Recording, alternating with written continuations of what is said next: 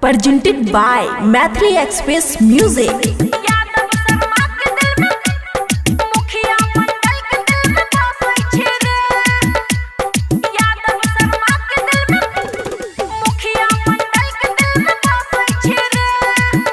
खुशी recording studio Baluaha.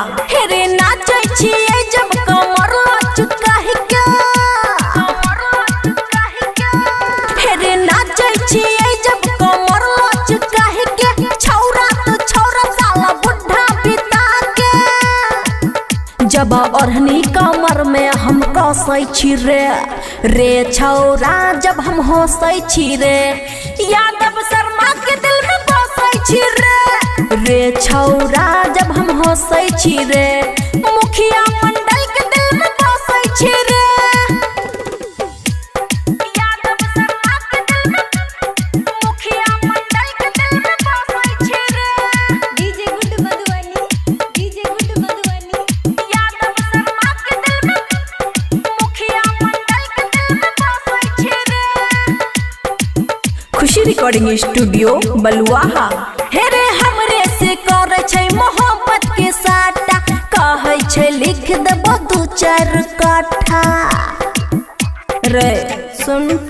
हेरे हमरे से करे छै मोहब्बत के साटा, कहै छै लिख देबो 2-4 कट्ठा, कहे कौन टोला में तू बसै छी गे छौरा हम जब हंसै छी रे, ठाकुर पासवान के दिल में बसै छी रे छौरा जब हम हंसै छी रे, डीजे वाला के संग में फंसै छी रे,